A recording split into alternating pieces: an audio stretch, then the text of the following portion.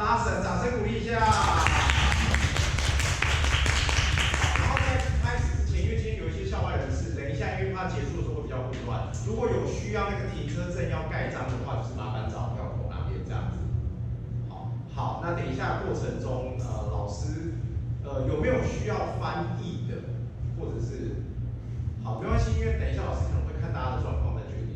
I think they are ready and they don't need a translation. Okay, we'll see. Well, otherwise you just ask, right? But if it's too fast or strange what I'm saying, then ask me about it. So let me see. So just to figure out, like, how many of you guys are really busy, like playing jazz? Like, do you play jazz bands? Can you play jazz songs? 就是有个人是就是有实际上有的就举手，对，老师比较想要知道，因为像这种大师班会想要知道来的人是怎么样啊，他心里面会比较知道说，那我要解说到什么程度这样子。所以再一次，所以有爵士乐团或者是有弹过爵士歌曲的举手一下。Okay. Okay, that's good. So, just because if I have to tell you guys, like, if there's something you want to know from me, and you're like, okay, well, how do you do something? Then of course you have to ask me about it. Otherwise, I'll just start sort of going over like the foundation of how I think about improvising most of the time, and then we just take it from there and see how far we get. And of course, if you want to hear about something else, you just need to let me know along the way, right? Okay. Okay. Cool. You want also to play a tune at some point? Do you want to play a tune or? Yeah. You can play everything. You can play just drum set, and also singing.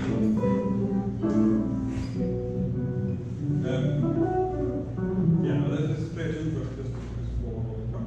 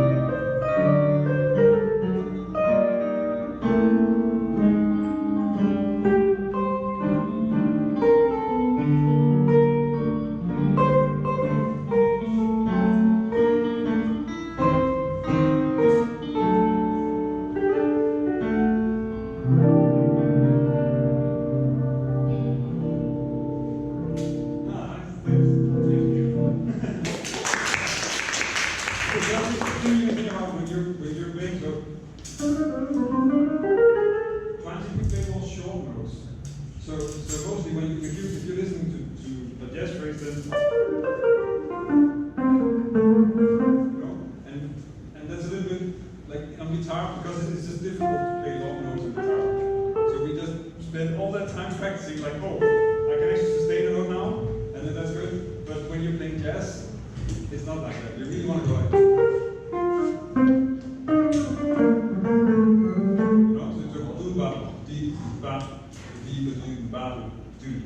those kind of rhythms, that fits a little bit. Also probably because if you're playing a long note doesn't groove, right? It's like, there's no groove. But if you play short notes, there's like,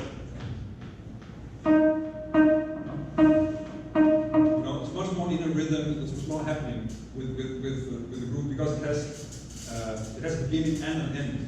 And that's what fits in a groove. A long note is just, it's not there. Yeah? So of course I mean, it's not that you have to play short notes all the time, but it is something that a lot of guitar players, probably most instruments actually, probably have to sort of figure out, okay, when I'm playing, especially if I'm playing like more like bebop phrases,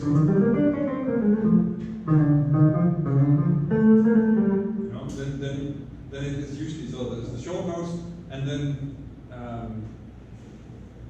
maybe also trying to hear like for me it's the rhythm is something that I sing, so it's like do ba ba do di ba ba ga do da do da di ba do, and then to start to hear like that you're not playing ba do ba da ga di do, right? Because that's too heavy. So you want to have that ba, have it on the offbeat. So you kind of want to have those in there, and that's where you end the phrase. That's where it sort of gets sort of that lighter feeling, more syncopation, and it's easier to sort of start to work with that when you're working on it. Like if you just have any phrase that you're playing, or if you're transcribing something. Actually, the easiest way to learn is probably from transcribing solos and playing along the record, because they already do this. Then you don't have to worry about it. But then you just learn to hear it. But if you're working on it, then it's good to just have a phrase and just take that phrase and then like, okay, how am I playing this? Just listen to, am I ending in the right way? Is it another thing that you do a lot when you're starting, because you want to learn how to play to the chords. So you're playing all the right notes on the heavy beats, because then you can really hear like, that you kind of need to do that to connect to the chords. But that also makes it really heavy, because you're really playing it's on the beat, and also that's not so much jazz phrase. So you kind of want to have that, and then still make melodies that are flowing a little bit more, that are ending in different ways. Mostly that's just going for the doo-bop, which is of course also why it's called bebop. That's that sound. That's really the sound of the music. So I mean, I would sort of try and just mess around with it. It's kind of easy to mess around with it, even if you're just playing the song, just to focus on. Just take a chorus and then try to focus. Actually, could we do that? If you take a solo on Autumn Leaves and then try to just end on short notes. Yeah, so you play different phrases, but then just try and end really short, just to get the idea of how that feels. Yeah? Okay, so 1, 2, 1, 2, 3.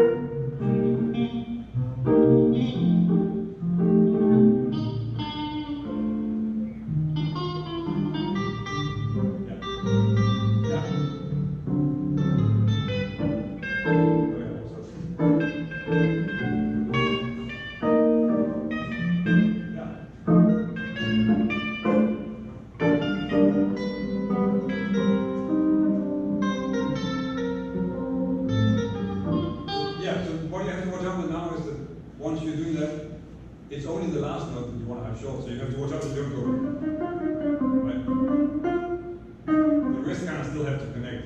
But that's just, so for me, actually one of the best things, one of the most annoying exercises that I know, and one of the best ones, is to record yourself and listen to it, and then go like, what's going on? It's like you need to learn how to do it, also because it's sort of very, you're getting like all the stuff that you're thinking, oh, I can't do this, it's like right in your face.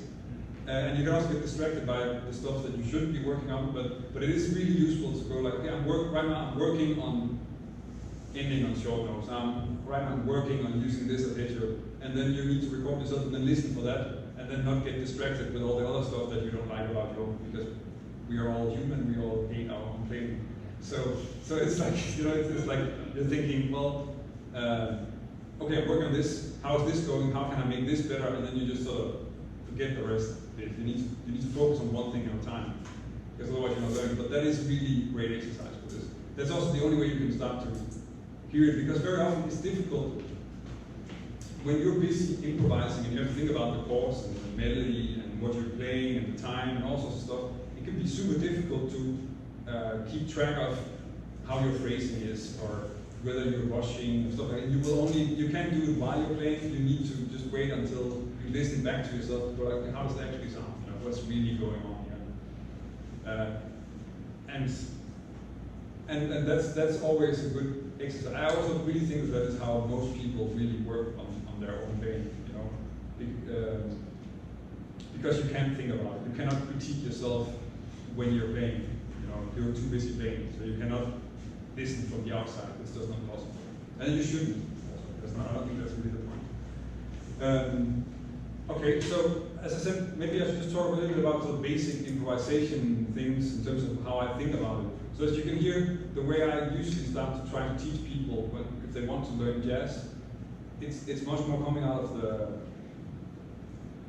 quite traditional out of bebop, because that's sort of the foundation for most of the modern jazz rap. No matter what you hear, then one of the things that really makes it jazz often is sort of this stylistic connection to bebop, that there are some of those phrases, some of those types of melodies. And bebop is a way of phrasing, it's a way of playing certain melodies, as much as it is just sort of using arpeggios and chromatic notes, you know, which is, like on YouTube, I definitely sometimes boil it down to that, which is not entirely fair. Of course, it is really like a musical language that you want to sort of get used to.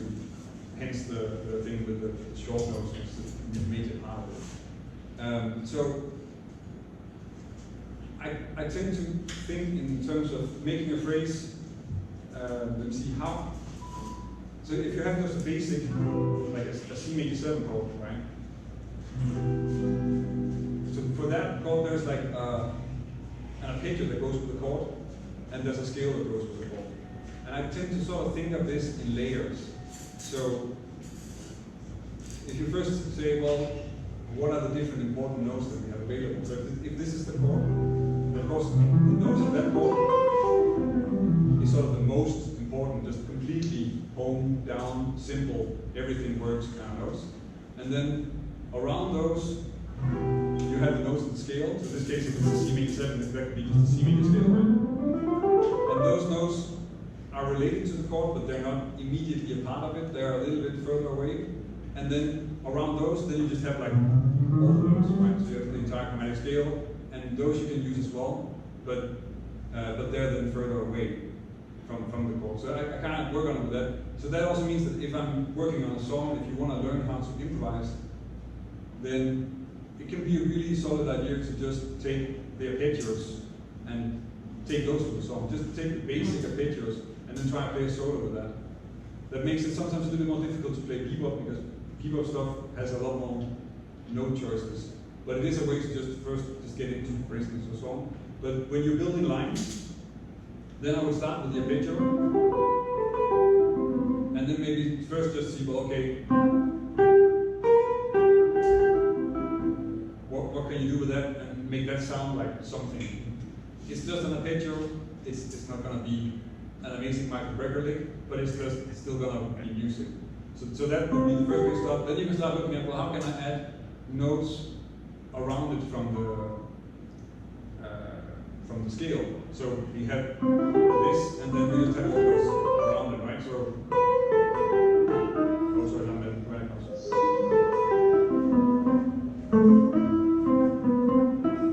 And then it's still coming out of this, but I'm just sort of allowing myself to use the notes that are around it. And then I guess a lot of the time what I'll be doing is actually kind of not necessarily starting on an arpeggio note, but I'm definitely ending on one. So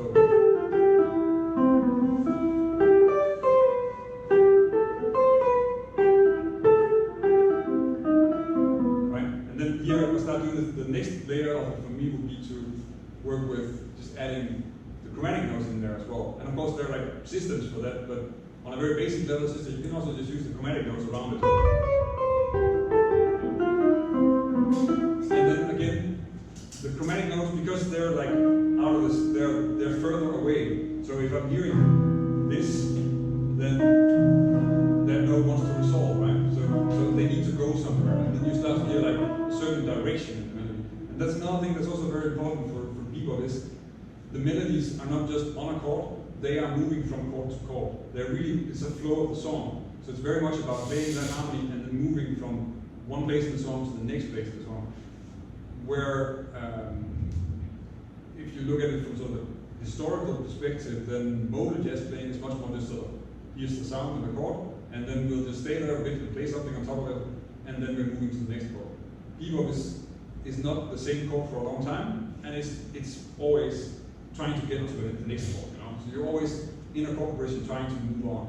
And even if you're playing on one chord, you're kind of still trying to move a little bit away from the chord and back into it. And that's what you do with, for instance, like, right, just playing sort of chromatic phrases using chromatic notes in the scale that are moving just back into the chord, right?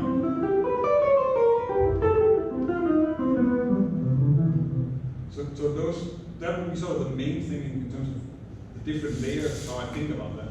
And then of course you can just work on all of those different layers when you're learning a song. So it's always a good idea to, if you're learning a song, to actually go back and then just go back to just the arpeggio notes and try and play a solo with that. If you listen to somebody like Sonny Rollins, he does that actually all the time.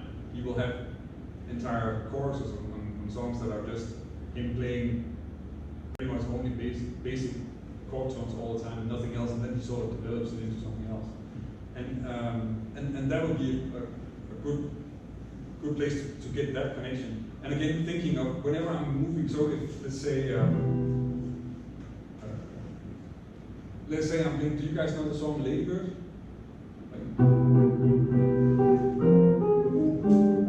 Yeah, okay, so for that one, like now we're on C major and the next chord is an F minor.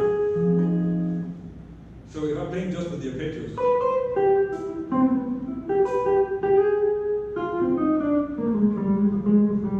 then I'm just trying to just use the arpeggio, but then I'm also thinking about, okay, I need to go to the F minor, and while I'm playing on the C major, I'm really thinking about making a melody with the C major, in this case just the arpeggio, but I'm trying to make a melody that ends on a note in the F minor. So I'm kind of trying to develop that aspect of playing. That's called target notes. That's one of the easiest ways to get that kind of flow in there, that you're really thinking, okay, I'm starting a line now, but even if you don't know what the line is, it has to end there, kind of. So you're trying to learn to always be ahead of what is going on. I'm always playing towards something, and that's going to give you that solidity.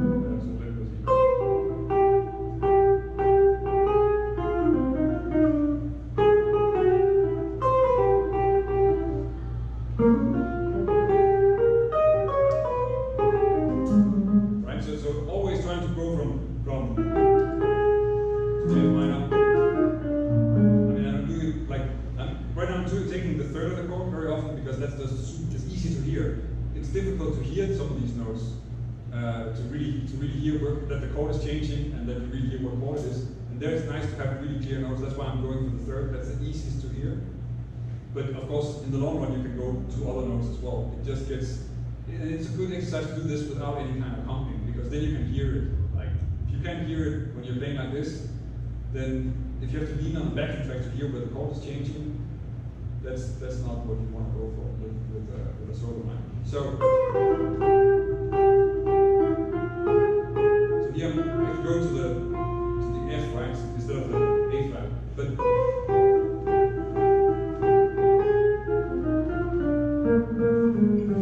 and then back from the A flat down to the B flat 7, down to the G on the C major 7. Right, so back into the chord. Always just trying to get this flow so that you don't have, what you don't want to have is that your solo sounds like,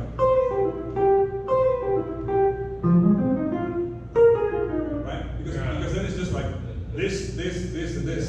And that's not what we're going for. We're going for something that really moves like this.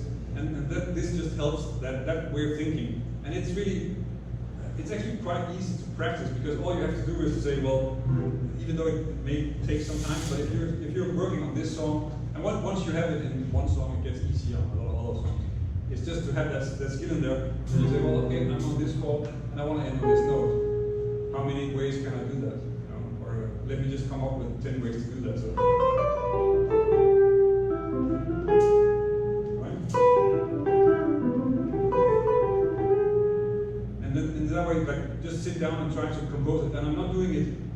I don't know if that's okay, but I'm actually not doing this in time. I'm really just trying to compose it. So I'm kind of playing the 8 notes, but I'm just allowing myself to find lines that work, that are enough. So even though inside my head I'm sort of counting the notes or hearing where the bar is, it's not really in time, so that you have time to find something that really works. And it doesn't matter that you have to stop and go back, because what you want to practice is just your ability to go.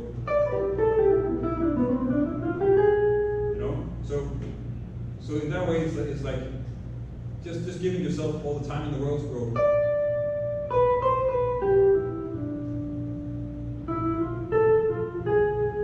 You know? So in that way, it's like, okay, that wasn't that strong actually.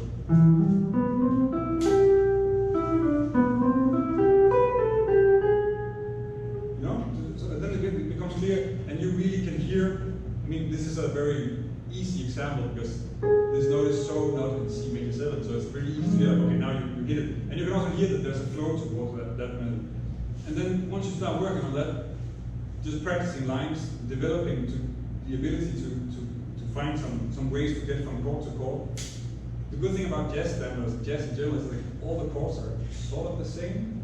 I mean, there are like a lot of different chord progressions, but it's not an infinite number, right? There are a lot of 2 5s, and there's 2 5s to the same places in the G. So once you start to develop that and you also really hear it, then that's going to be easier to move from song to song. So in that way, you can get that flow in there. Okay. So can I do the show? Yeah, sure. 因为刚刚其实老师讲了很多，然后不太确定大家是否知道，而且不需要同学进来。那大致上呢，其实因为第一个主题啊，其实是在讲一些即兴的东西，所以老师其实大概的范围是希望建议大家多去做一些 arpeggio， 就是那些爬音，比如说像刚刚老师示范的，就是 C major 7，大家都知道哆咪嗦西，就是那4个音嘛。可是老师就示范了很多种方法去玩。那第二个比较大的主题，就是因为爵士乐会有很多的和弦，所以刚刚示范的是一首叫 Lady Bird 的歌，它是Ted Devereaux，right？ Yeah。OK， 好，那他的歌，他刚刚老师示范的就是从 C major 7，然后我要移动到下一个和弦，就是 F minor 7。那所以我们很多人在即兴的时候，其实有时候如果你不太知道你的 target， 就是你目标去哪里，你就可能会很容易迷糊，或者是你弹不出那个声响。所以刚刚老师示范的就是他找了很多种方式，从 C major 7 to F minor 7， 就拿到那个降 A 的音这样子。所以大致上是这样。好，那这个过程中啊，因为其实不是很知道大家每个人的程度跟理解状况，所以如果你觉得有任何不懂，麻烦请你就直接举手，因为老师其实讲话蛮快的，其实我也自己也听得很吃力。I said that you play very fast and you also talk very a little bit fast. Yeah. So that's good. Yeah. Just also, if anything's unclear, stop me. This is like a YouTube. You can pause me, but now you can actually ask and go like, what does that mean? What are you talking about? 或者是你们有什么想知道的问题，就是也可以就在这个时候是这样子。Yeah. Okay. So. Yeah. I just want to know how to compose a low phrase that using sweep arpeggios. Sweep again. 少学嘛。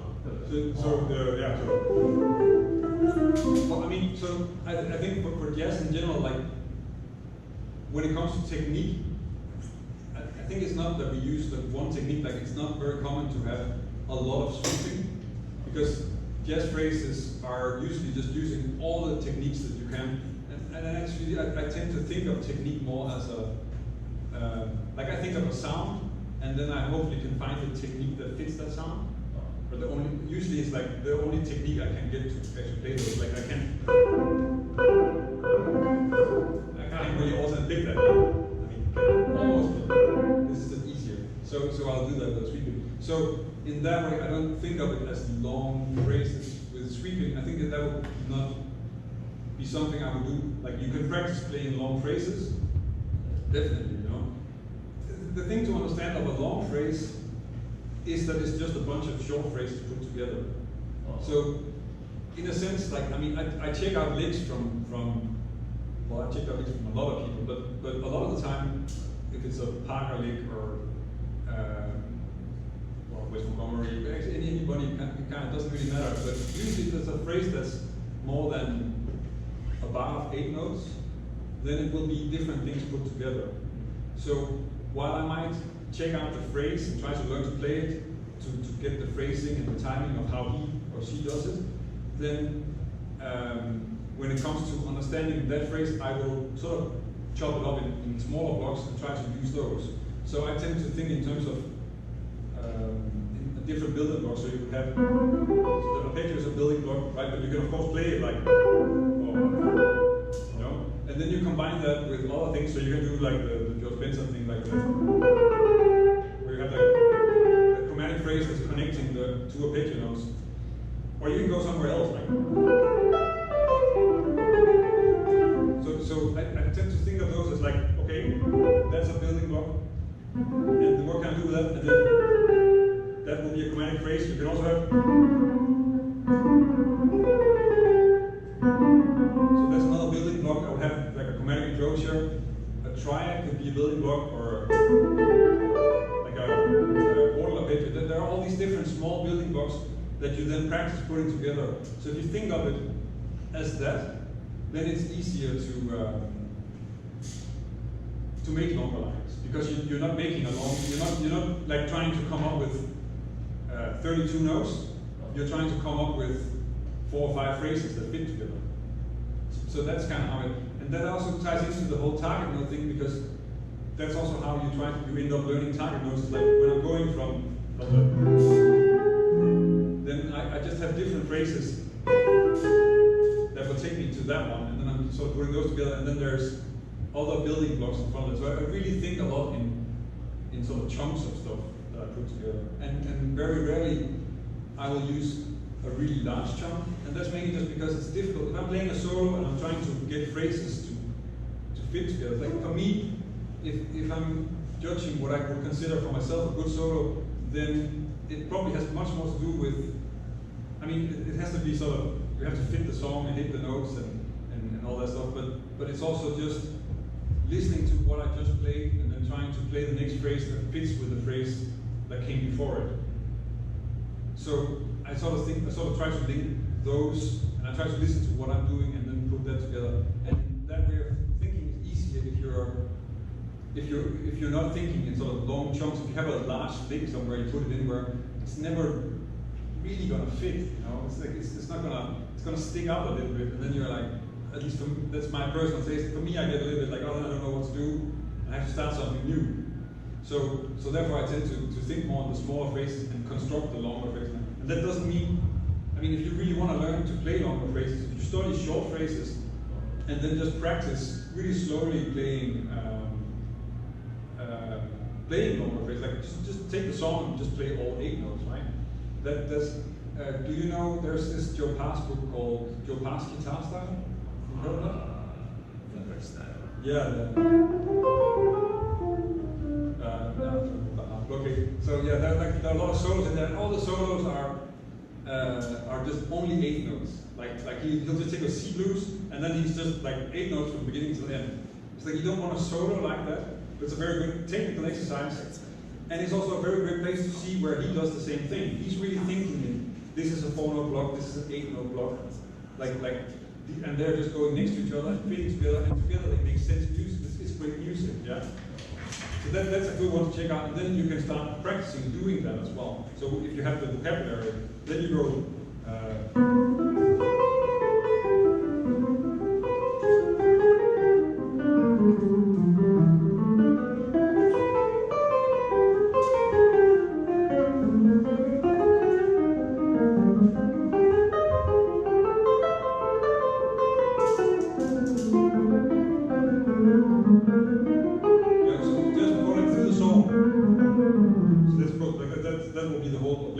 That you can just slowly play continuous phrase through there, and again, like, you don't want to do that on a concert, right? That's not going to work out. But then as an exercise, I think that can be a really useful thing to do, and it's just about being good at putting things together. That you that you think in terms of different things. So if you have C major 7, like you have all these chromatic enclosures, different arpeggios, different triads, and they shouldn't be very long. They should be like 4 or 5 notes long at most, right? I think a good example of somebody who sort of clearly plays like this would be the John Coltrane solo on Giant Steps, which is sort of the favorite because it has all the.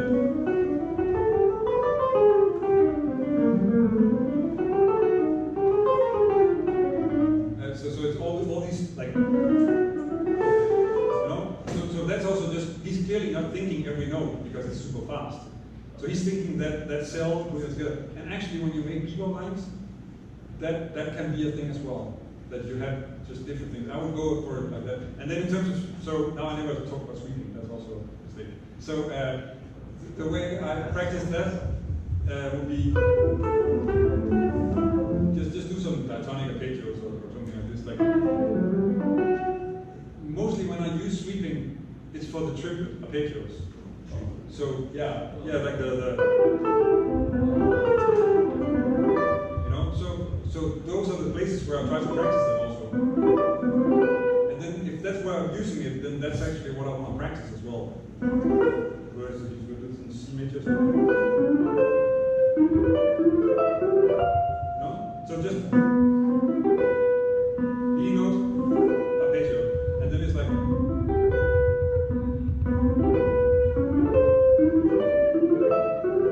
And then because it's sweeping, like normally I would say you can practice this in a position, but then you can sweep. So if you want to focus on the sweeping aspect, you need to sort of move along the neck. That's just the easiest way to do that, right? Yeah.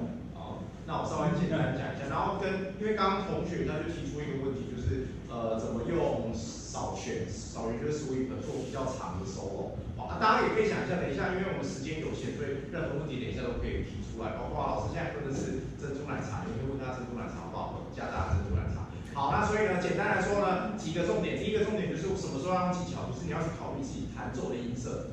好，所以呢，刚刚老师就解释他，其实最后面也是有点呼应前面，就是他因为想要这种 triple 的才会用扫弦。好，所以不一定是全部用扫弦。那再来就是几个重点，第一个是长的句子就是从短的句子去累积而成，其实跟我们学讲话一样，你先学单字，然后去学句子，然后才把它写文章这样子。好，然后跟第二个就是老师有提到，他是说 Joe Pace 的 solo book 嘛，so you mentioned about Joe Pace 的 album or solo book。Joe Pace guitar style. Guitar style. OK，Joe Pace 是一个很有名的吉他演奏家，然后他有一本书就是教他的guitar style。我这边有 copy 的版本，如果你们需要的话可以跟我讲。好，那老师刚刚提到就是说他中间有一个练习，就全部都是 S note。Yeah。那当然演唱会不会这样弹，可是它是一个很好的练习。那其实同样的这种练习工具书，如果你们有兴趣的话，我蛮推荐，就是点学出版社有出了一本叫做《无穷动吉他无穷动练习》，它也是从头到尾是这种，然后它涵盖了4个方位，包括 reason changes， 包括 blues， 然后包括 standard 的行进这样子。你们也可以找我看，这2本书是我自己推荐的。好，然后跟还有什么遗漏的嘛？然后差不多这样的。总之，短的句子就是你可以先想非常的慢，然后再把它组合在一起。就是任何事情应该都是先从很小的东西，然后把它组合在一起这样。好，有没有任何的手举高一点，大家可以看得到。Yeah. Hello, gents. I have a few questions. Okay. First of all, my learning process is everybody learning jazz, but they are in triad at first, right? Learning chord progression. In my learning process, my teacher teach me licks at first. Just like we use just like C major 7, we can use the D Dorian or A melody minor or C major scale like that. But from playing for a while, I have to think about how to attach the sound, chords and melody attach the sound. I found that if I use the thinking of my teacher, that just like you told that just like bebop stuff, like a lot of things like just go over it. So how to change my thinking of the practice for myself, that from the lead style to the most of thinking that I can attach to the chord stuff. So you mean like how you hear, how you start hearing phrases that are not just the licks you're playing? Yes, that's my Yeah. think of like just So here I have to use what skill, what skill. Yeah. So I think it's important to,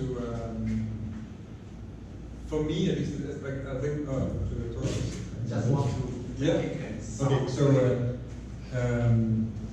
I think what for me made that easy was again the process of composing, so that you give your ear time to hear what's going on. The problem you have with that is like you have to think, like if you're playing a song in time, and it's like moving scale every bar, and you have to think about it. There's a lot of information to crunch, you know, we're not computers, so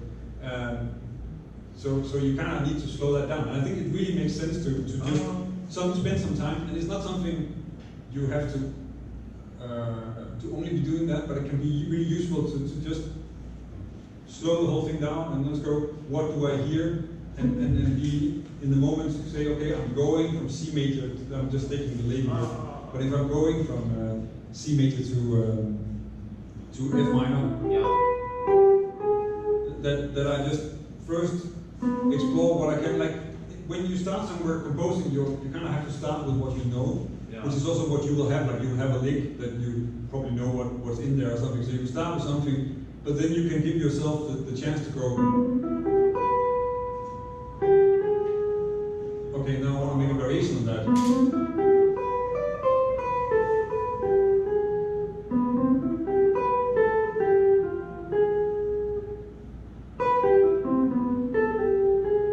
So I'm just, in that way, sort of just trying to give my ear and my imagination time to listen. And then the other thing you want to try, but that can be very difficult until you know a piece really well. That's also, the problem we have is that if you don't know the song super well, then it's difficult to just hear the right, like you have to think about what scales it. You kind of need to practice it. At least I felt like I had a period where I was very much practicing it, coming from what I knew, until I could just sort of leave that behind.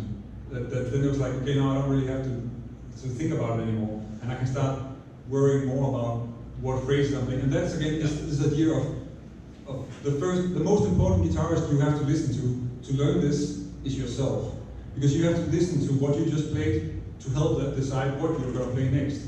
You know, so. And that's also, again, it's like rubato, that's an easy place to do it, but also if you then take a song that you know really well, then you can work with it like that. And then there are different ways essentially there are two main ways you want to do that. So if I stick with the Ladybird example, right, so.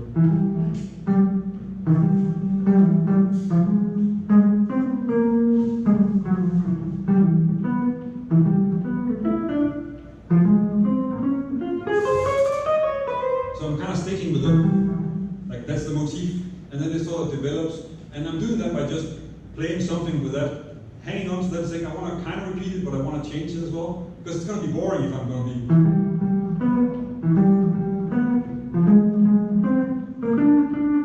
That's not going to work. So you need to develop it a bit.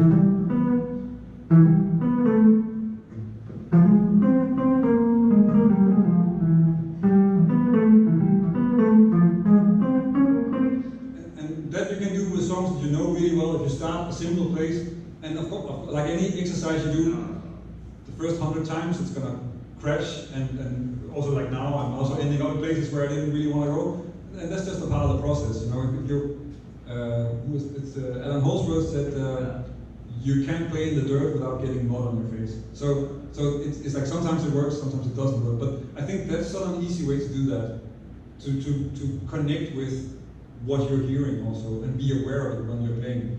And what you'll notice also is that when I'm doing that, I'm playing shorter phrases. I'm not playing as many notes, and I'm leaving space for myself to listen. You can't really do that if you're.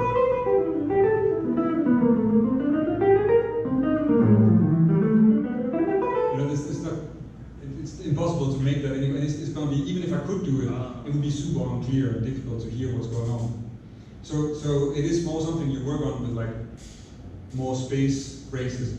Wes is, that's all you need, you know. Just go listen to Wes, and he will be always playing, like you can hear it, he's like, you know. So there are these subtle connections between the phrases. He's much more vague than I was, but he's also playing, you know. So it's like small phrases, giving yourself time to listen, and that way trying to get into it. And I think it is sort of a little bit the understated art of jazz guitar that we're just now trying to figure out how to teach almost in a systematic way. Usually, I think before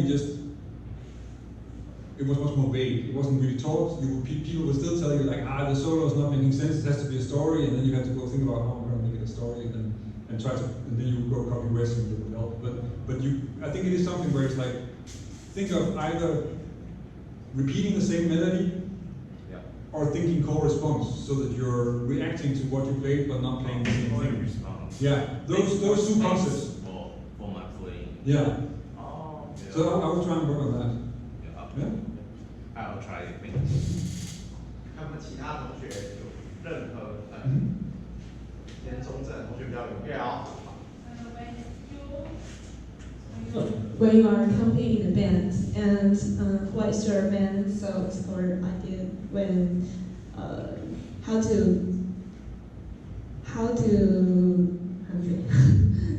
let the solo players be inspiration while you are accompanying? To support them, but also inspire them. Yes. I think the thing that we, as compers, we're thinking, so as compers, we tend to be too creative and too busy with ourselves. And I think for a lot of the same goes for as the solo phrases, but for a lot of us, we would probably be better off if we're playing more predictable things from your company. Like, it's really nice for a soloist if they kind of can feel what's going to happen next in the chorus, because that they can work with. If it's something completely different all the time, then they can't really do so much with it. So therefore, it's a great place to start with. If you're playing something, is just to really think in riffs, you know? Like, just start with a phrase, but then be prepared to develop it also.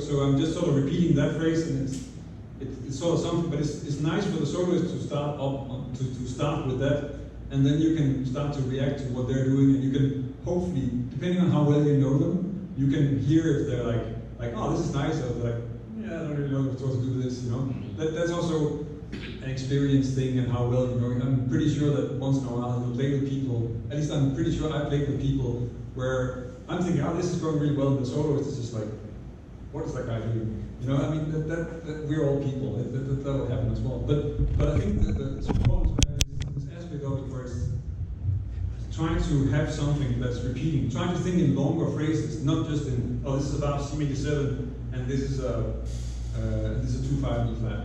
You know, so you really try to keep it in a sentence. And actually, some of the best places to learn this is to check out drum lessons, because drummers are really good at getting sort of these musical phrases just with rhythm. And anyway, when you're accompanying, you are to get, like, your important thing is to, I mean, you need to listen to the soloist, but you need to connect with the drummer, because the rhythms you're playing have to fit with the drummer. So really what you're doing is that you're hearing the drummer play like the time and the cymbal and the hi-hat, and then especially the snare, but also the bass drum is what has to fit with the rhythms you're playing. So that's kind of what, like, if it's swing, at least, you know, like, in all our styles of music is different, but that's sort of where you try to listen and log in. And I think that's where I've learned most comping rhythms, is just once a drummer told me, hey, but you have to listen to my snare, and then I'm like, oh, okay, this actually kind of makes sense on that. And then you can start playing like,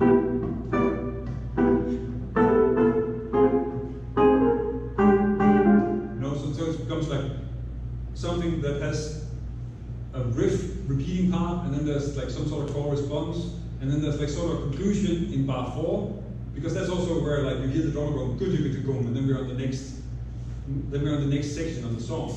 So you kind of make phrases that fit in the form, and you play a whole phrase, not just bops you make a seven. Does that help? Yeah. Yeah. My question is quite similar to this, but it's like sometimes you get tired of yourself playing like oh, I'm playing the same old licks over and over again in the same places, like for example from 1/7 to the 4/7, something like that. I always play something like for example like A alter, some kind of thing, and then going to the D7, right? And then that bothers me a lot, but after trying some few other ideas, the next time when I come to stage, I play the same old record again. I mean, so a part of that is of course a matter of discipline, and also a matter of if you're stuck with just being able to play one thing at that place, then you need to develop more material that you can play. And it sounds a little bit like you then have to stick with it a bit longer and kind of force it in there. And then I would also say like that instead of just trying to learn something completely different, it's often better to try and see if you can make a variation of what you're already playing, so that even if you're starting the thing that you always play, you can end it in a different way. So I would actually start there, sort of as a way of developing stuff. Unless you have a place where you're like, oh man, Joe Bass is playing this perfect lick here. I'm just gonna learn that, practice that, and that's inspiring. That's cool too. But yeah, and then I would sort of start with just sort of see if I can just get the ending to fit a little better, and then open it up, and then eventually you can open it up a lot more and you'll be more free of that. But I mean, at the same time, if you listen to if you listen, there are a lot of famous players who are playing a lot of the same things a lot of the time, you know, and that's also, so there's also a part of what you play. I mean, if you only have one lick for that place song, that's probably too little, but it is normal that we play the same things because that's what's going to give us our style. So you still want to always develop it, but you should also accept that you just play a lot of the same stuff because that's what makes you you, and that's also why if you checked out somebody like Wes or somebody like Pantini, or you know, then it's like they have their signature lines. Yeah, and you will have your signature lines as well. You know, that's a part of it. But also what I think is especially for Wes and Matheny, I think it's very clear that they have sort of these open signature licks, right? So they'll have 1,000 ways to play the same thing that they always do. You know. Yeah. And that's kind of what, and that's why I said that we can try to either make a different ending. And I think the different ending is good because if it's in your fingers and you play it by accident, you can maybe fix it on the spot in time. Or you can also go, okay, I'm gonna just practice this consciously and then I'm gonna make another intro to the thing. So I'm gonna lead into it in a different way, and in that way try to open it up. So I think, yeah, variation is definitely a very good tool for this. And then also just getting tired and sick and tired of your own playing is just like we all do. I think at least, yeah, I've never met anybody who didn't, so. Yeah.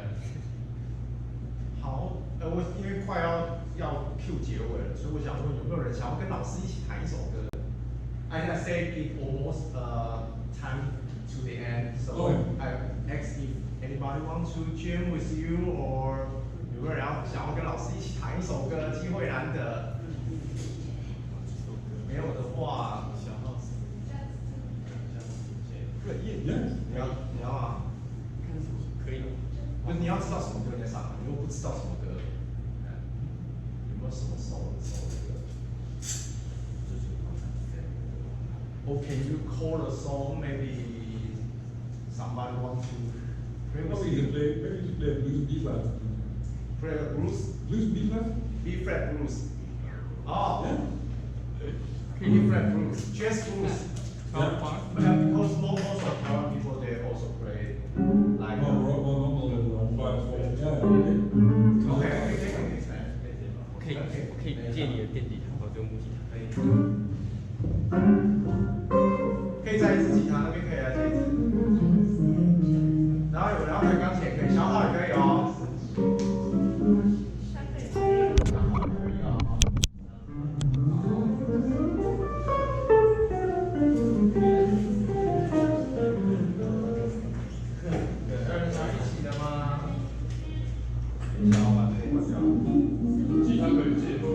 啊？可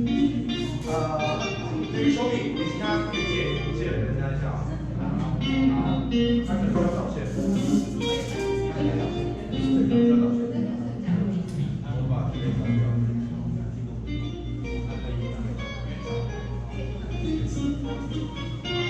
Yeah. Oh, we have one.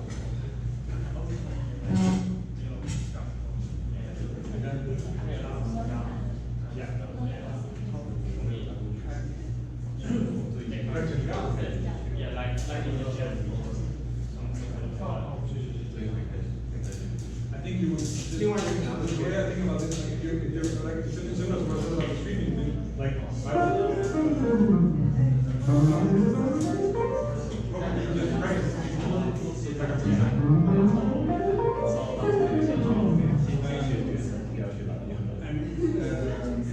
And then because we cannot only play the dance, because it's about the facing. Sometimes you want some notes to go down. The dance doesn't really do that. The dance doesn't really do that.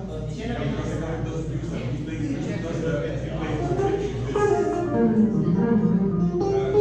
so I would do that exercise. Okay. Okay, we're just gonna take a short detour on practicing the dance. OK。好，他刚刚就是因为他是 But so I'm just like, so I'm curious how this is going to go. This is a difficult exercise. But let me see. So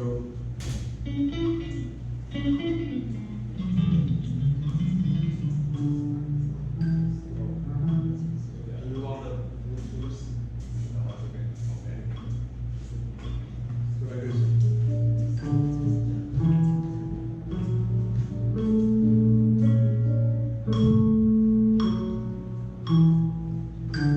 Also, anything else?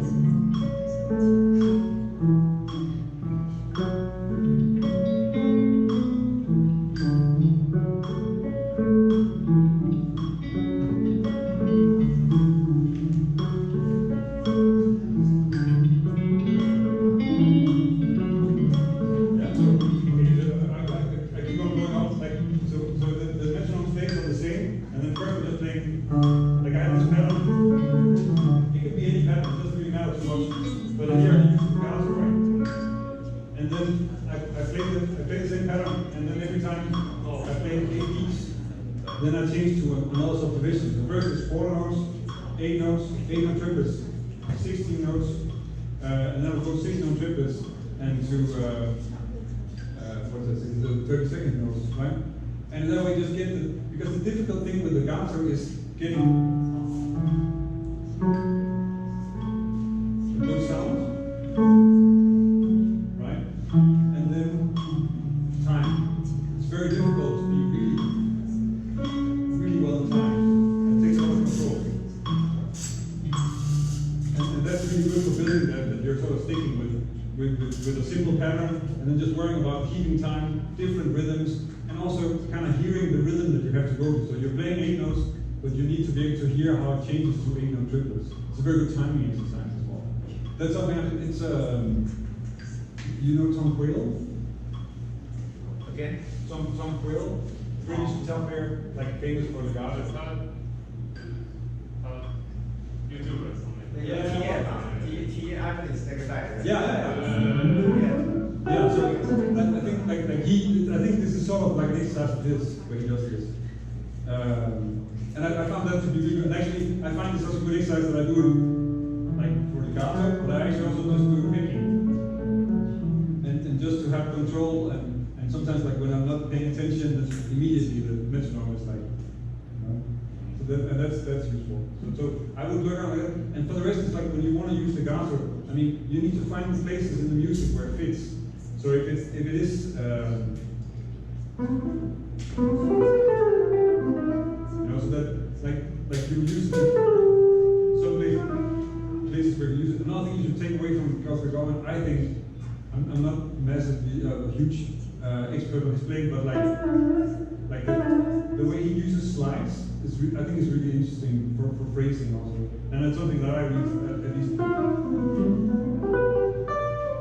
And he's really good at also doing that.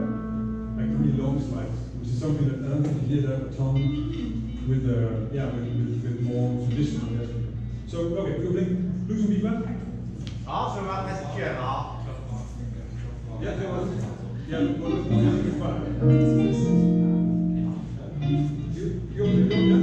What do you know? Just okay, I'll take Tim and Matt. You know this? Sorry, Roberts?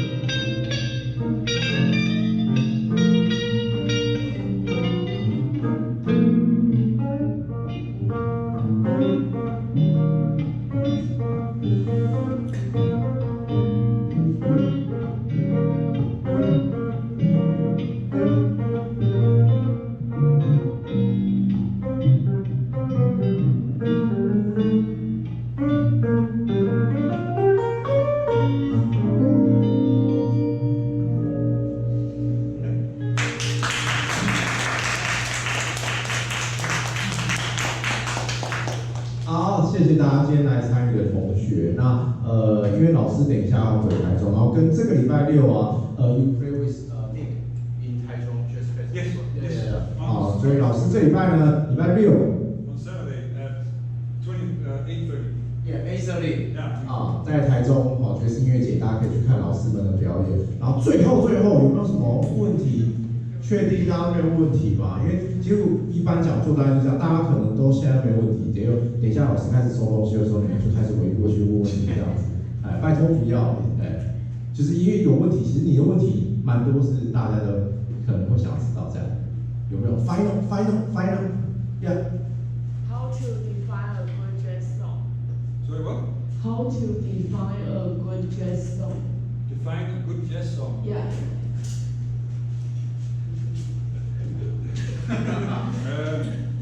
Yeah, I mean, I think that like people have long, very angry arguments online about what jazz is.